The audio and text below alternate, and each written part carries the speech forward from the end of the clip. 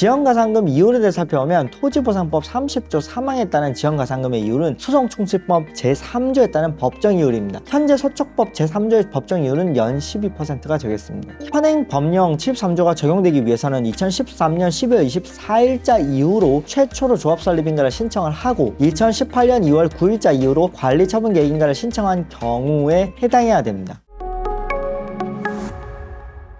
안녕하세요. 건평법률사무소 김건우 변호사입니다. 저는 재개발, 재건축, 그리고 부동산을 전문으로 하고 있으며 해당 분야가 대한변호사협회 전문 분야 등록되어 있습니다. 오늘은 다음과 같은 질문이 있었습니다. 변호사님, 한남 5구역 주택 재개발 정비사업구역 내 토지 등 소유자입니다. 2012년 8월 22일에 조합설립인가가 나왔습니다. 조합설립인가 신청일은 2012년 7월 31날입니다. 만일 개인적인 사정으로 현금 청산자가 되어서 조속재결 신청 청구를 하면 현행 도시정비법이 아니라 구법령에 따라 이자를 더 빨리 붙일 수 있다고 하던데 맞나요? 라는 질문이 있어서 이에 대해서 조금 말씀드려 보도록 하겠습니다. 네, 그럴 수 있습니다 라고 우선 답변을 드려 보겠습니다. 2012년 8월 2일자 전에 조합설립인가 신청을 했고 아직 관리처분계획인가가 나오지 않은 재개발 사업장으로는 한남재정비 촉진 5구역 주택 재개발 2012년 8월 22일자로 조합설립인가가 있었고 신청일은 2012년 7월 31일자로 파악됩니다. 영등포 1의2 재정비 촉진구역 도시환경 정비사업 2008년도 4월 8일 조합설립인가가 있었던 걸로 보입니다. 아직 제1구역 도시환경 정비사업 2010년 7월 19일자로 조합설립인가가 있었던 걸로 보입니다. 요 정도가 있겠고 같은 논점이 문제가 될 수 있으니 한번 잘 들어보시면 도움이 되겠습니다. 금일은 수용 및 현금 청산에 관해서 2012년 8월 2일자 전에 조합설립인가 신청을 한 재개발 사업에 구도시정비법 체계 하에서 토지보상법 제30조가 적용되는지 그리고 현행 도시정비법 제73조가 적용되는 사업과 비교해서 이자 발생 방식 및 시점이 어떻게 다른지입니다. 참고로 현행 도시정비법 제73조는 사업 시행자는 관리처분계획인가 고시된 다음 날로부터 90일 이내에 손실보상 협의를 또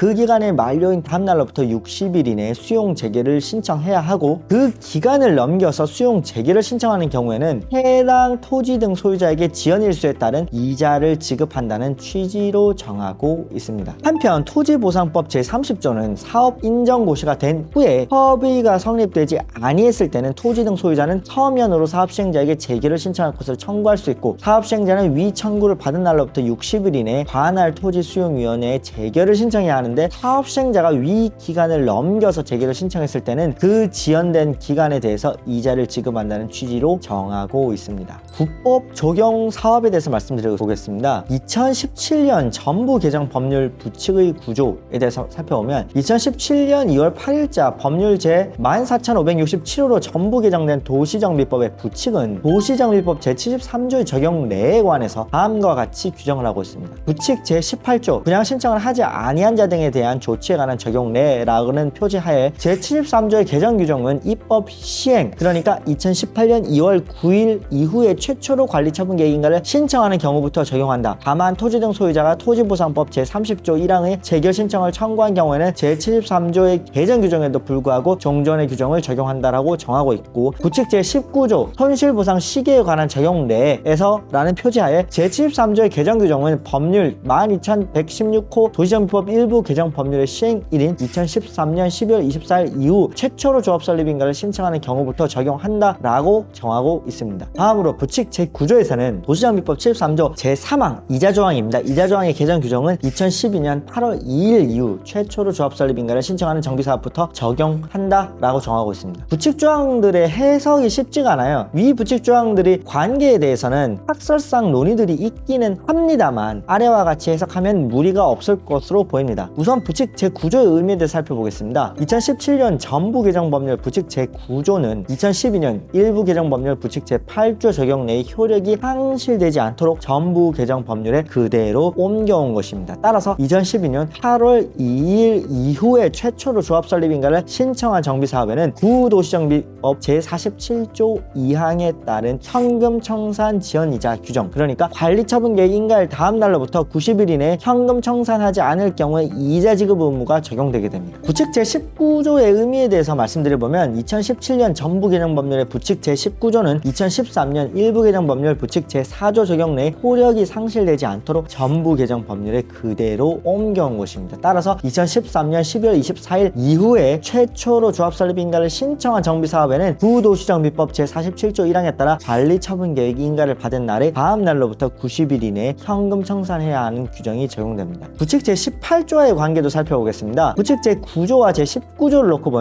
2017년 정부개정법률 제73조 중 제1항, 제2항은 2013년 12월 24일자 이후로 최초로 조합설립인가를 신청하는 경우부터 제3항 이자 규정입니다. 이자 규정은 2012년 8월 2일 이후에 최초로 조합설립인가를 신청하는 경우부터 적용된다라고 해석이 되기도 합니다. 이렇게 보면 부칙 제18조 다시 한번 말씀드려보면 제18조 제73조의 개정 규정은 입법 시행, 그러니까 2018년 2월 9일 이후로 최초로 관리처분계획인가를 신청하는 경우부터 적용한다. 다만 토지 등 소유자가 토지보상법 30조 1항의 재개 신청을 청구한 경우에는 제73조의 개정 규정에도 불구하고 종전의 규정을 적용한다는 규정이 무의미해지는 문제가 있는데, 부칙 제18조 단서가 현금 청산 지연 이자에 관한 것이기 때문에 이 부칙 제18조의 73조 개정 규정은 도시정비법 73조 3항, 그러니까 지연 이자만을 의미한다고 처리할 여지도 있습니다. 그동안 규정이랑 조문 얘기한다고 너무 머리가 아프셨을 것 같은데 한남 5구역에 바로 적용을 한번 해보도록 하겠습니다. 한남 5구역은 2012년 7월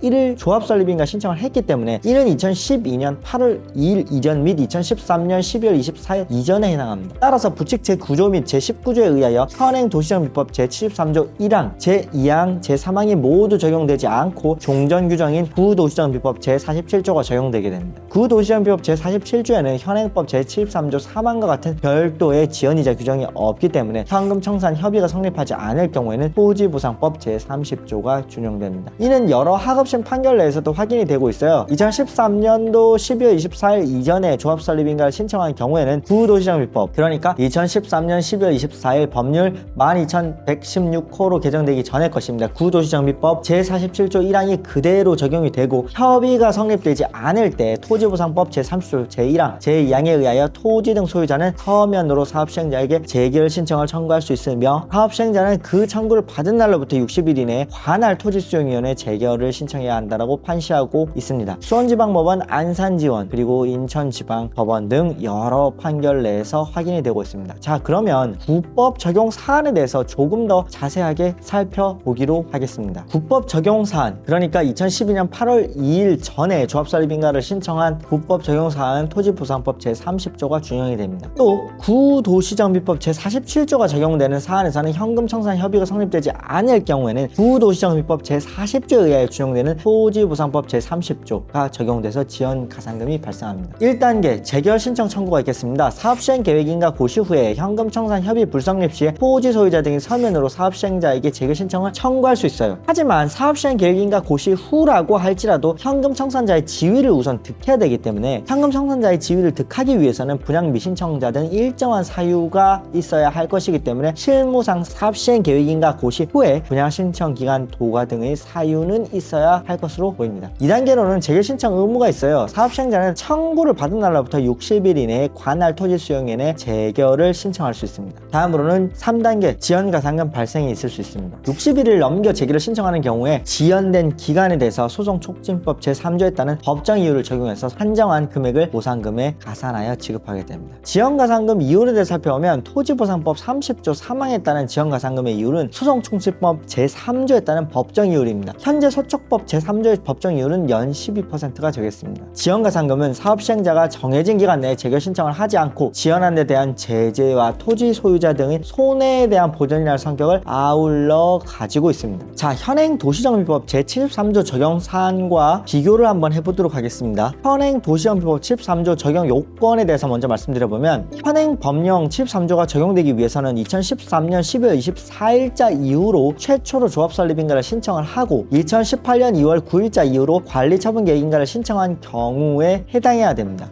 현행도시정비법 73조 지연이자의 구조는 어떨까요? 1단계로는 관리처분계획인가 고시가 된 다음 날로부터 90일 이내에 현금 청산 대상자와 손실보상에 관한 협의를 할 수 있고, 2단계로는 협의 불성립 시에는 협의기간 만료일 다음 날로부터 60일 이내에 수용 재개를 신청할 수가 있어요. 3단계로는 위 60일을 넘겨 수용 재개를 신청한 경우에는 지연일수에 따른 이자를 지급하게 됩니다. 현행도시정비법 73조 지연이자 이율에 대해 살펴보면, 현행도시정비법 73조 사망에 따른 지연이자 이율은 100분의 15 이하의 범위에서 대통령령으로 정하는 이율입니다. 도시정비법 시행령 63조 2항에 따르면 구체적으로 다음과 같이 규정을 하고 있습니다. 지연일수가 6개월 이내면은 연 5%, 지연일수가 6개월 초과면은 12개월 이내에서 연 10%, 그리고 지연일수가 12개월이 초과한다면 연 12%의 내용이 되겠습니다. 자, 두 제도의 차이에 대해서 잠시 비교를 해보겠습니다. 국법 적용 사안이 있겠습니다. 토지보상법 제30조가 준용이 되는 국법 적용 사안에서는 현행 도시정비법 73조가 적용되는 사안보다 이자가 더 빨리 붙을 수 있는데, 그 이유는 첫째, 이자 발생 시점의 차이가 있겠습니다. 토지보상법 제30조는 사업시행계획인가 고시 후에, 하지만 실무상으로는 말씀드렸던 것처럼 분양 미신청 상태로 분양 신청 기간에 도래한 경우 등 현금 청산 대상자의 자격은 갖춰야 할 것으로 보입니다. 협의 의사가 없음을 밝히고 조합에게 재결 신청을 청구한 경우 그날로부터 60일이 경과하면 즉시 지연가산금이 발생하게 됩니다. 반면에 현행도시정비법 제73조는 관리처분계획인가 고시 다음 날로부터 90일의 협의기간이 먼저 경과를 하고 그 후 60일의 수용 재결 신청 기간이 추가로 경과해야 비로소 지연이자가 발생하게 되는 구조입니다. 따라서 현금 청산 대상자가 관리처분계획인가 직후에 또는 그 이전부터 재결 신청 청구를 한 경우에 국법 적용 사안에서는 청구일로부터 60일 후 즉시 이자가 발생하는 반면에, 현행법 적용 사안에서는 최소 90일 플러스 60일, 그러니까 150일이죠. 150일이 경과하여 이자가 발생하게 됩니다. 다음으로는 이율의 차이가 있어요. 국법 적용 사안에서는 수송촉진법 제3조의 법정 이율, 그러니까 연 12%가 지연 첫날부터 단일하게 적용되는 반면에, 현행도시정비법 73조가 적용되는 사안에서는 초기 6개월은 연 5%에 불과하고 12개월 초과 시에야 연 12%가 달합니다. 따라서 지연 초기에는 국법 적용 사안의 이율 연 12%가 현행법 적용 사안의 이율 연 5%보다 높게 됩니다. 자, 실무상 유의사항에 대해서 말씀드려 보겠습니다. 국법 적용 사안에서는 현금 청산 대상자가 토지보상법 제30조에 따른 재결 신청 청구를 하기 위해서는 서면으로 청구해야 하며, 그 청구서가 사업시행자에게 도달하여야지 60일의 기산점이 적용되게 됩니다. 내용 증명 우편의 경우에는 수치 거부 등의 문제가 발생할 수 있기 때문에 청구서의 도달 여부 및 도달일자를 명확하게 입증할 수 있는 방법으로 발송하는 것이 가장 중요하겠습니다. 또 분양 신청 기간 이후에 사업의 진행 속도가 빨라서 관리처분계획인가가 곧장 나오고 후속 절차도 순조롭게 진행되는 경우에는 부법이나 신법이나 그 적용 결과에 있어서는 큰 차이가 없을 수가 있습니다. 즉, 위 논점들은 분양 신청 기간 이후 재개발 사업의 진행 속도가 현저히 느려진 경우에 현금 청산자들에 대해서 효과적인 방법이 될 수 있습니다.